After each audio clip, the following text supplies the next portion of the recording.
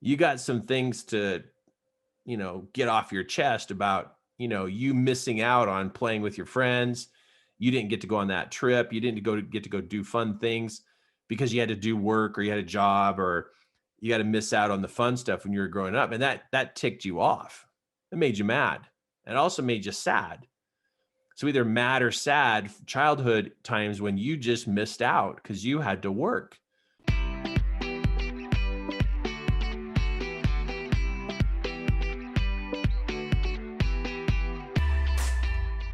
Okay, so let me just say this again.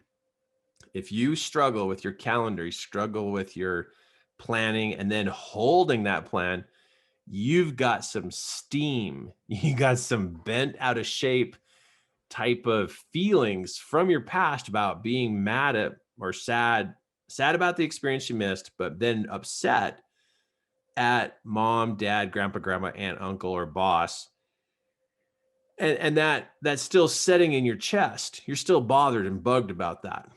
And so because you're still mad or sad, you're acting out and you're still rebelling against your calendar, and you won't schedule things and you won't hold the schedule anyway. But yet you're trying. Here's the kicker is you're trying to plan and schedule things like a daily routine or just plan time during the week to do the modules. You say you're going to do it, but then you don't. You say you're going to, at 5:00, you're going to do this, but then it gets close to 5 and you don't. And you're thinking, what's wrong with me? Well, what's wrong with you is you're still rebelling about that childhood situation, but now you're an adult and the rebellion's still going on.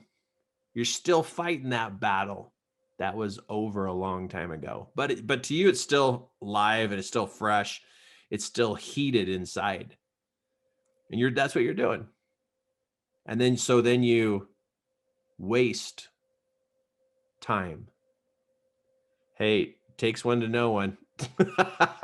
Takes one to know one. I'm speaking from experience here. Okay. I didn't just go read this in some article and then, regurgitate it to you. No, are you kidding? I've had to work on myself. I've had to dig into myself to go, what is my issue with time? Like, I can't even hold my schedule. I can't even do this. Like, I was terrible. I didn't want anything planned for the whole week. I was so defensive about it. Like, I just wanted my free time. And if somebody wanted to have some of my time, I got mad. It was so bad. It was so bad. It was so bad. But I'm figuring if I've had the issue with time, and I know you're going to say, oh, Kirk, I'm good. Okay, I'm good. I'm glad. I just know that there's like the deeper respect you have for time, the deeper respect you'll have for money, the deeper respect you'll have for love, the deeper respect you'll have for forgiveness. Like, they're so wild how they're all so connected, but time and things of value, that's money. Money is the symbol of things of value. I hope I'm not speaking too cryptic. I hope I'm speaking clearly to you. So what do you do? Okay, so let's simplify this. What you do is, if I were you, I would journal about things in your past, like things that you missed or you're upset or sad about that you missed. Now, if you don't know how to journal about that, the sentence starter would be something like, let me just give you an example here. Oops, hold on just a second. I'm trying to get a page here to put this out here in front of you. Maybe this will help. So this is exactly what I would do. So I'm going to just talk like this is what I'm going to do. I would journal, and my journal sentence starter would be, I am having difficulty with my time and scheduling with my calendar because. And I would write down all the reasons I am having difficulty. That would be one journal that I would do. I would unload all the reasons why I'm having difficulty. Another journal sentence starter is, when I was young, I remember missing out on activities and having to work.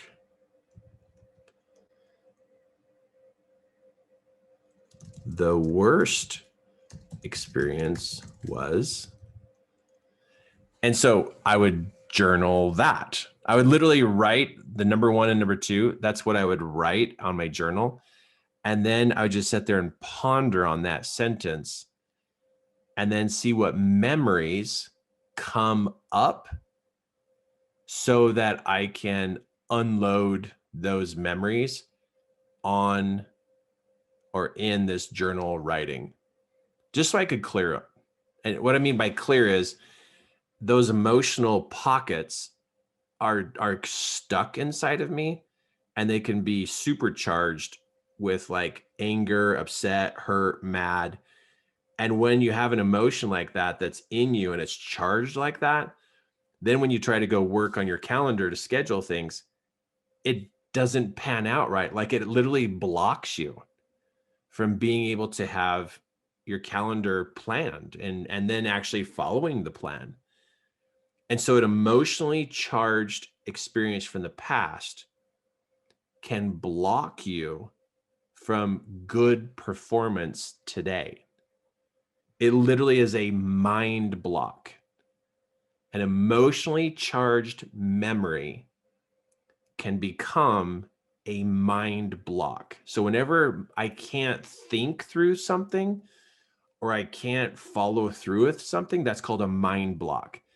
And then I know that there's some kind of emotionally charged memory blocking my way of my performance in this area of my life. And so what I'm looking for with these 2 journal entries is to go, okay, what emotionally charged memory could be blocking me right now? And I'm looking for that memory so that I could write it down and be able to write down the details of that memory, hoping that the emotion connected to that memory actually comes up from my gut.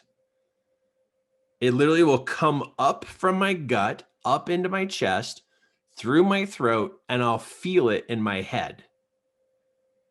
And then it leaves. But it's like the emotion that is charged around that memory sits in my gut because it's just sitting there. I'm not kidding. It just sits there. But if I journal about the details of the memory, it begins to unlock it. So it'll come up. I'll feel it come up into my chest and be like, whoa, I'm feeling it. I'm mad. I'm upset. I'm sad. And then it'll go up the back of my neck, sometimes the front of your neck, and it'll go up through your head. And then you'll feel it go right out the top of your head. And now you just unlocked that emotional charge so it could go out the top.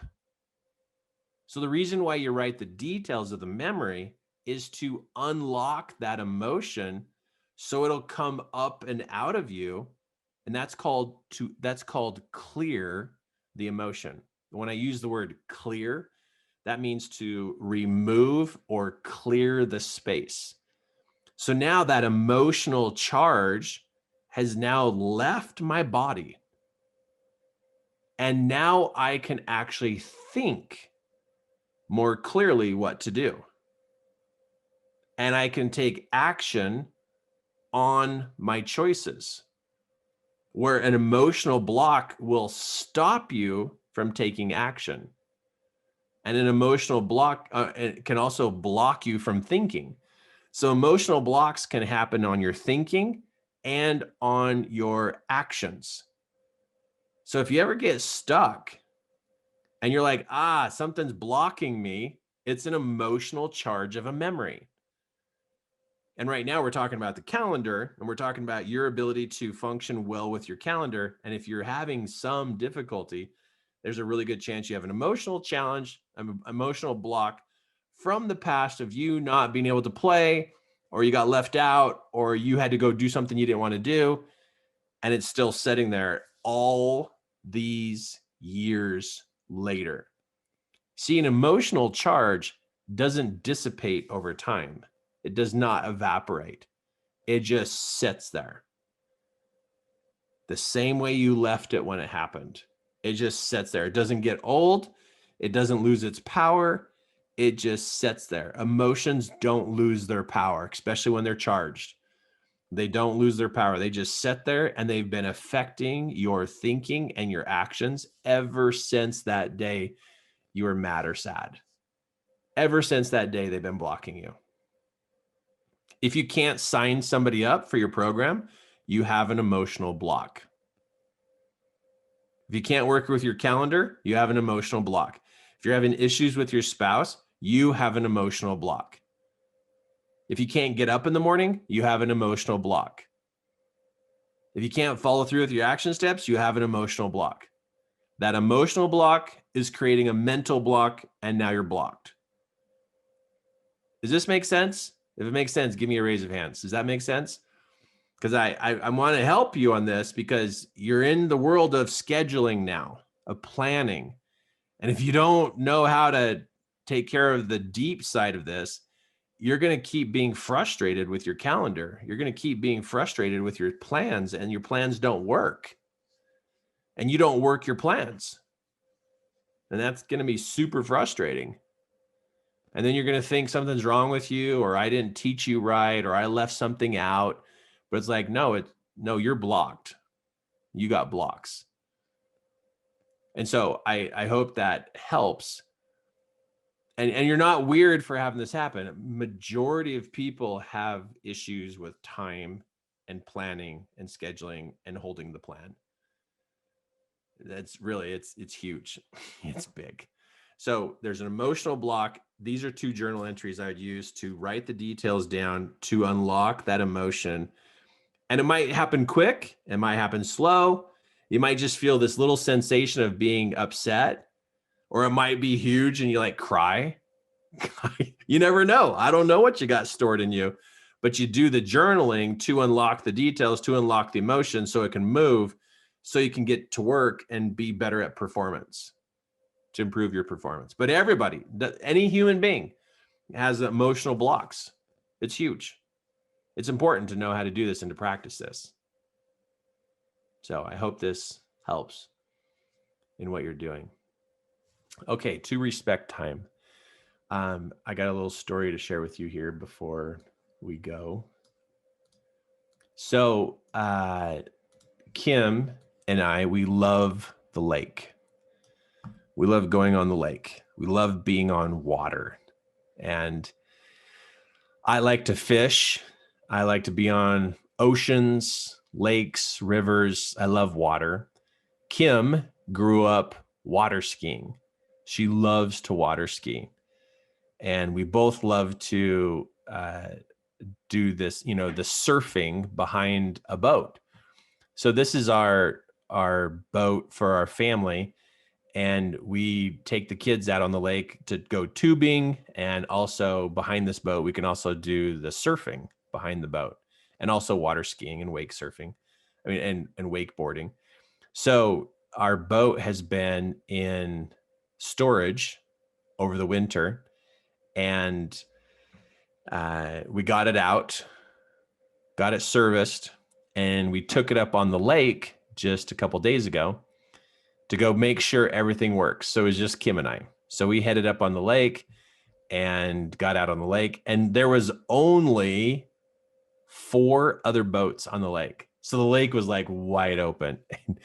And I had the mechanic do some things to the boat to make it run better. And when we got on the boat, it I could hear the engine purring, you know, it's just like, it just sounded so good. And Kim says, so how's the engine sound? And I was like, oh, it sounds really good. Like the little noises that it had before were gone. So I was very happy about the sound of the boat, of the motor. And we were just putt-putting, you know, just putt, putt, putt, putt, putt, just kind of cruising across the lake, nice and slow. You know, this is at the end of the day, you know, we wanted to like have this like sunset moment, you know, and just set out on the lake and just chill and just love it, right? Just totally fun, just ourselves, just, you know, getting away from things, being out on water. And as I was listening to the motor, I said, Kim, I hear something that's not good. And she goes, what? And I said, come here, you got to drive. And she goes, what do you hear? And I go, I hear a very, very, very bad noise. And I went to the back of the boat and I opened up the compartments to look at the motor. And this is what I found. In the motor, this is looking down into the motor. You see all this water? This is not good. You see all that water? You're not supposed to have water in your boat. And it was coming in fast. And I'm like, Kim, we're sinking. And she's like, what? And she runs back there and I show her and we see like, there's like in the back of the boat next to the motor, we're like, you know, 8, 10 inches of water in the engine compartment. And then I opened up another compartment and that had water in it too. And I'm like, oh my goodness, something's wrong. Something's wrong. And I said, turn the boat around. We need to head back to the dock. And we turned around to head back to the dock and the water just started coming in faster and faster. And Kim, she starts looking at me. She goes, are we going to sink? And I said, no, we won't sink, but we're taking on a lot of water. So we started using the bilge pump to pump out the water, but it couldn't keep up. It was just pumping. Water was coming in so fast. And I was like a little freaked out. I didn't tell Kim that, but I was a little freaked out. I was like, oh my goodness. And I was like, oh, major bummer. Something's wrong with the boat. And so we did make it over to the dock. And we did. Oh, one other detail. Water up here this is the steering wheel right here. Water started coming up around the floor by the steering wheel. And Kim's like, the water's really hot. I was like, hot water? The lake is freezing. How can we have hot water in the boat? And so I took the boat back to the mechanic and I said, hey, something's up with the boat. Like, well, no, I called him on the lake. Sorry, I called him on the lake and I said, hey, I'm on the lake and I got water coming into the boat. And he said, well, turn the bilge pump on. And I said, I did. I said, and he says, well, get off the lake. I was like, I'm getting off the lake. So I took the boat back to the guy and I said, hey, something happened. And he goes, it was hot water? And I said, yeah. And he goes, oh, there's this thing in your boat that if you don't winterize it before it freezes, then it will freeze and it will crack. And then when you go out on the lake for the first time, the water will fill up in the boat because you cracked a thing in your boat. I can't remember what he called it. I think he called it a heater core. The heater core cracked. And he goes, that's why you have hot water in the boat. And I said, I missed the deadline. And he says, well, the freeze last year happened on October 10th. And you brought your boat in October 26th to have it winterized. You were too late and it froze and it broke. And I was too late, huh? And he goes, yeah, when you wait too long, when it goes into winter, it can cost you if you wait too long. And I stood there at the counter just going, ugh. I go, I thought I got in time. And he goes, no, there was a day things froze. It was an early freeze. And he says, this coming year, Get it winterized sooner. Don't wait, or it's going to cost you. And I stood there at the counter and I stood there thinking to myself, okay, I'm hearing this lesson. Don't wait. And I took personal note of that. Don't wait, Kirk, to do things. Follow the prompting, follow the idea as soon as possible. Don't wait, Kirk. Now, it's not your story, it's my story. But it all the way home, because I dropped the boat off and I'm like, okay, all the way home, I was thinking, where am I waiting? What am I waiting for? And it's like, man, I got to take action. So this just happened last Thursday. So it's still on my mind. Where am I waiting? And why am I waiting? And how am I going to get this done? So I woke up this morning with Monday on my mind going, don't wait. And it's my theme this whole week. I'm going to learn from my boat. Don't wait, or something could crack. And then all of a sudden I got a mess on my hands. I'm not going to wait. I got to get after it. So I don't know what your thing is, but I know I got a lesson from that experience, because out on the lake, I didn't like it when water was pouring in the boat. That wasn't fun. And I'm going to find out where I'm waiting, and I'm going to do something about it. I got to do something about it. No more waiting. I got to just get after it.